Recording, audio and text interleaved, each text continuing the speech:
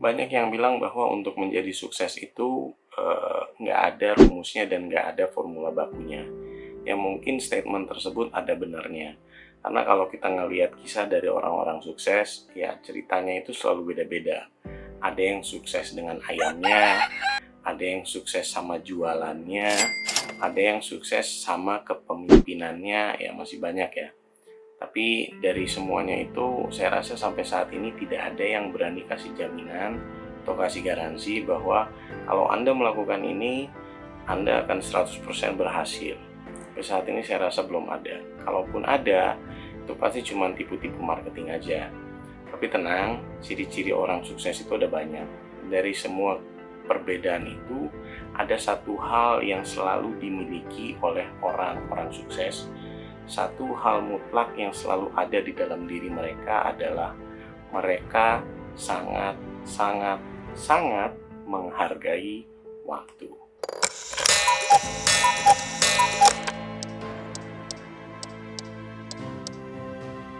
Seorang bijak pernah berkata, "Money is not the prime assets in life, time is." Ya memang tidak dapat dipungkiri, uang memang bisa melakukan banyak hal. Tapi sepertinya kita juga harus mendapat bahwa sebanyak apapun uang yang kalian punya, itu tidak akan pernah bisa untuk menahan atau mengembalikan waktu. Walaupun hanya 1 detik saja. Jadi kalau dilihat dari value-nya antara uang dengan waktu, seharusnya yang namanya waktu itu ada di urutan paling atas. Ya, sungguh disayangkan masih banyak sekali orang di luar sana yang tidak menghargai waktu. Seolah-olah mereka hidup kekal di dunia ini. Yang nyatanya hidup ini hanya sementara. Lah, hidup gua, kenapa jadi lu yang ribet? Ya memang ini hidup-hidup kalian sih. Tapi kalau kalian menyia-nyiakan hidup kalian sendiri, yang rugi itu ternyata bukan kalian saja. Faktanya negeri ini juga bisa dirugikan. Contoh, coba kalian bayangin kalau semua orang di negeri ini nggak ada yang sekolah, nggak ada yang kerja, nggak ada yang ngapa-ngapain, lalu ini negara mau jadi negara apa? Jika kita berbicara soal waktu di negeri ini, ya PR kita memang masih banyak. Dan dari kesemuanya itu, menurut analisis saya, ada 2 hal yang akan menentukan sebuah bangsa dan negara itu akan sukses atau tidak. Yang pertama itu adalah infrastruktur, yang kedua adalah birokrasi. Kedua hal tersebut sangat erat kaitannya dengan waktu. Jadi kalau kalian mau tahu kalau kalian mau tahu kenapa negeri lain itu bisa lebih cepat maju daripada negeri kita, mari kita simak slide-slide berikut. Check it out. Salah satu indikator kemajuan sebuah bangsa itu bisa dilihat dari seberapa efektif dan efisiennya hidup seseorang. Berikut adalah data aktivitas orang Indonesia khususnya untuk kota Jakarta dan sekitarnya. Fase 1 adalah fase di mana kita istirahat, di mana rata-ratanya untuk sehat itu dibutuhkan sekitar 7-8 jam per hari. Lalu fase 2, di mana kita bekerja dan belajar. Fase ini juga rata-ratanya sekitar 8 jam per hari.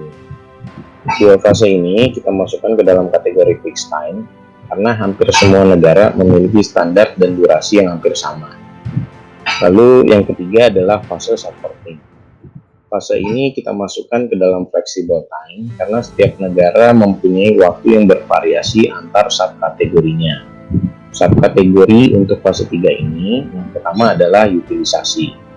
Aktivitasnya itu ada makan, mandi, bersih-bersih, isi ulang air galon, isi ulang gas, sosialisasi, dan lain-lain sebagainya. Secara total ada 3 jam per hari. Lalu subkategori yang kedua adalah mobilisasi. Di sini adalah total waktu perjalanan kalian dari dan ke rumah, yang rata-ratanya kita menghabiskan 3 jam per harinya. Lalu untuk subkategori yang terakhir, itu saya menyebutnya golden time. Ini adalah sisa waktu yang tersisa.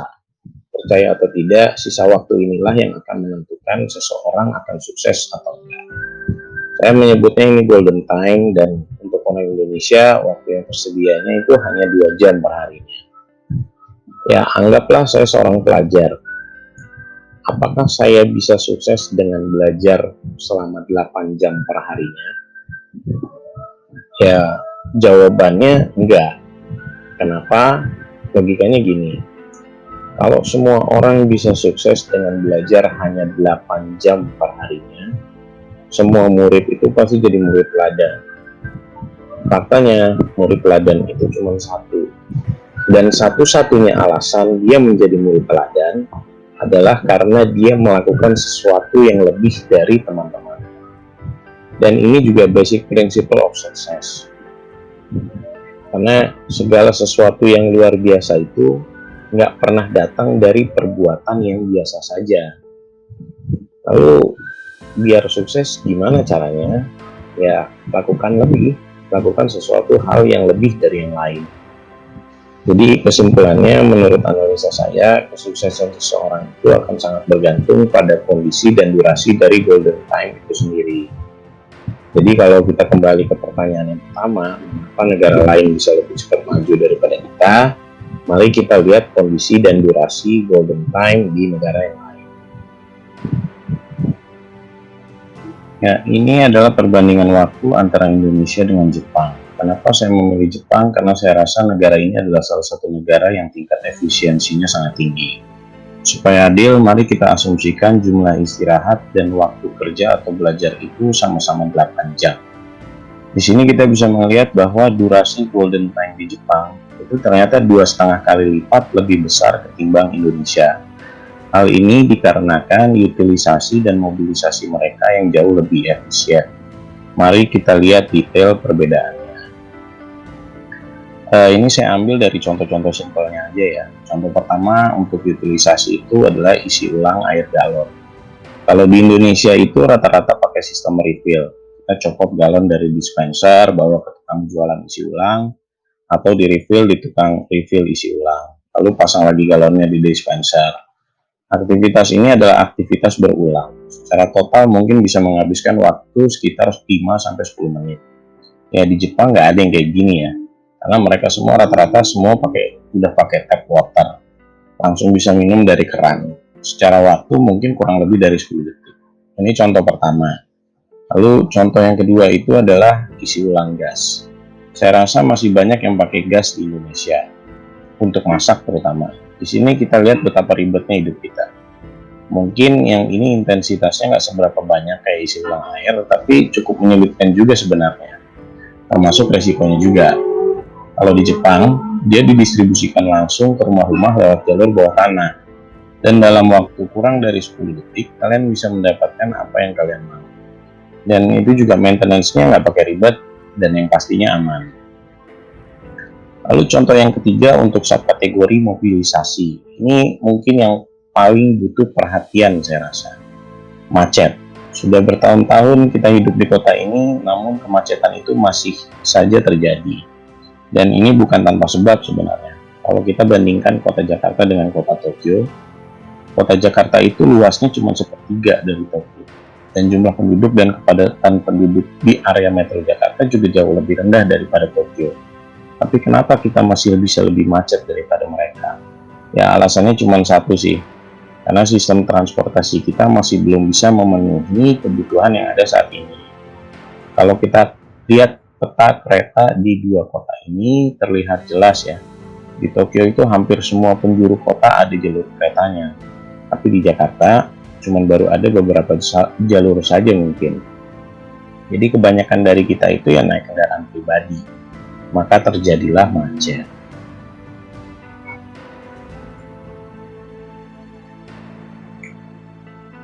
Sebagai jawaban dari pertanyaan kenapa negara lain bisa lebih cepat maju, ya jawabannya ada di sini. Efek dari kemacetan itu selain membuat durasi dari mobilisasi itu lebih besar ketimbang negara lain, hal ini juga bisa membuat orang Indonesia mudah lelah dan stres. Jadi boro-boro mau berkembang, yang namanya mood udah jelek, mau ngapa-ngapain juga susah. Jadi kualitas golden time kita itu tidak lebih baik jika dibandingkan dengan negara lain yang kondisi golden time-nya masih fresh. Dan durasinya juga lebih banyak karena tingkat efisiensi dari utilisasi dan mobilisasi itu sendiri. Jadi jika kita akumulasikan dalam 1 tahun, durasi golden time orang Indonesia itu hanya 30 hari per tahun. Sedangkan orang Jepang itu bisa punya waktu 76 hari per tahun. Dan kalau kita membaca sebuah buku, itu diperlukan waktu sebanyak 4 jam, maka rata-rata orang Indonesia itu bisa membaca buku sebanyak 180 buku per tahunnya. Kalau kita compare sama orang Jepang yang punya golden time lebih banyak, mereka bisa membaca buku lebih banyak, sekitar 456 buku per tahun. Dan sebuah studi juga mengatakan seseorang bisa menjadi expert dalam bidang apapun jika ia sudah melewati 10.000 jam latihan. Maka untuk orang Indonesia rata-ratanya itu dia hanya bisa expert dalam satu bidang itu selama 14 tahun. Sedangkan orang Jepang itu karena golden time-nya dia ada segini, dia cukup membutuhkan 5 tahun saja untuk satu bidang. Jadi kalau di compare side by side, ketika orang Indonesia itu sudah menguasai satu bidang dalam 14 tahun, orang Jepang itu sudah bisa menguasai 3 bidang. Kesimpulannya, hal pertama yang harus diperbaiki menurut saya itu adalah mobilisasi dan utilisasi, di mana hal ini adalah perbaikan infrastruktur yang ada. Pertanyaannya, sudahkah ini dilakukan? Saya rasa banyak hal yang sudah dilakukan dan sedang dilakukan oleh pemerintah. Dan beberapa di antaranya ada yang udah jadi juga sebenarnya. Contohnya pembuatan jalan tol di masing-masing pulau, lalu pembuatan MRT, LRT, kereta cepat, lalu jalan layang, simpang susun, dan masih banyak lagi ya saya rasa. Dengan selesainya semua proyek ini, saya rasa tingkat efisiensi dan mobilitas kita akan jauh lebih baik. Ya, buat kalian yang sering bolak-balik Jakarta-Bandung, ya coba kalian mungkin bisa tahu semenjak adanya jalan layang ini, ada nggak sih perubahannya kira-kira? Ya, saya rasa ada ya, karena saya sebagai pengguna jalan tol Cikampek, saya rasa pembangunan jalan tol ini sangat-sangat membantu. Ya, kita tunggulah sampai semuanya selesai. Nah, sebelum infrastruktur itu selesai, kira-kira apa sih yang bisa kita lakukan sekarang supaya mendapatkan golden time itu lebih banyak? Ya, sebenarnya bisa-bisa aja kita nambahin golden time kita dengan mengurangi waktu istirahat kita, misalnya dari 8 jam per hari menjadi 5 jam per hari. Ya, bisa-bisa aja. Tapi ada studi yang mengatakan bahwa mengurangi waktu tidur itu bisa merusak kesehatan dan memperpendek umur manusia. Lalu kalau semua itu mau kita lakukan untuk sukses, ya sebaiknya dipikir ulang kembali. Karena apalah arti sukses jika kesuksesan itu harus dibayar dengan kesehatan kita. Uang yang tadinya bisa kita dapatkan hanya untuk membayar tagihan-tagihan di rumah sakit, lalu apalah artinya sukses jika kita tidak pernah bisa menikmatinya di masa-masa tua. Dan sungguh disayangkan, inilah gambaran lumrah yang selalu kita lihat di negeri ini. Ironis memang. Ya, cara lain ada nggak sih sebenarnya? Ya, sebenarnya ada ya. Dan solusi terbaik untuk meningkatkan golden time itu menurut saya adalah work from home. Ya, benefitnya apa? Ya, ada untuk pekerja, untuk perusahaan, dan untuk Indonesia juga ada benefitnya. Untuk pekerja, mobilisasi ini tuh bisa hilang. Jadi otomatis waktu yang hilang ini bisa dipakai untuk golden time. Dan untuk perusahaan, dengan hilangnya mobilisasi ini, pekerja yang tadinya harus bangun pagi-pagi buta biar nggak telat masuk kantor, bisa memulai pekerjaannya lebih awal dengan kondisi yang masih fresh karena tidak kena macet. Itu artinya productivity up. Dan untuk beberapa perusahaan juga ada yang bisa saving dari pengurangan tunjangan transportasi dan biaya utility seperti listrik, air, dan lain sebagainya. Dan yang paling penting untuk Indonesia, ini bisa mengurangi angka kemacetan dan polusi, terutama di kota-kota besar. Bayangin kalau 50% penduduk Jakarta itu WFH, kebayang nggak sih macet dan polusinya itu bisa berkurang seperti apa? Ya sebenarnya ini sudah pernah kita lihat ya di masa PSBB. Banyak kan tuh fotonya betapa birunya langit kita pada saat itu. Ya mungkin pendapatan kita akan berkurang jika kita melakukan WFH. Dan opsi WFH ini juga bukan untuk semua orang sebenarnya. Yang bisa-bisa aja sih.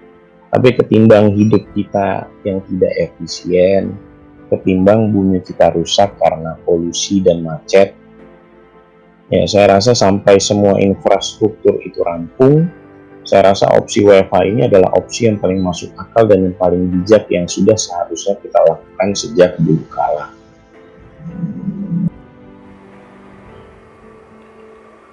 Percayalah bahwa apapun yang kalian lakukan, jika kalian melakukannya dengan sungguh-sungguh, jika kalian memberikan usaha lebih daripada orang lain, percayalah bahwa buah dari kerja keras itu pasti akan datang, cepat atau lambat.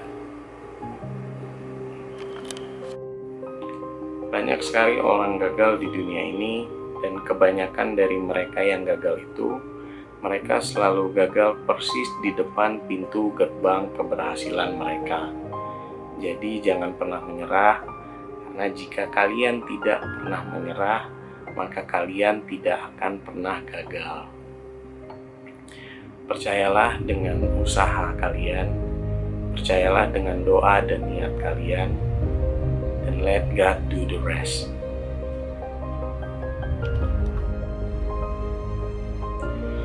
Last but not least, be patient.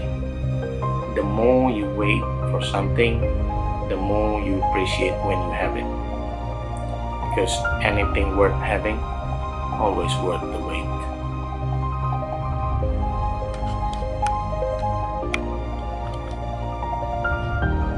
Hidup itu hanya satu kali, dan ketika itu sudah berlalu, waktu itu tidak akan pernah kembali selamanya.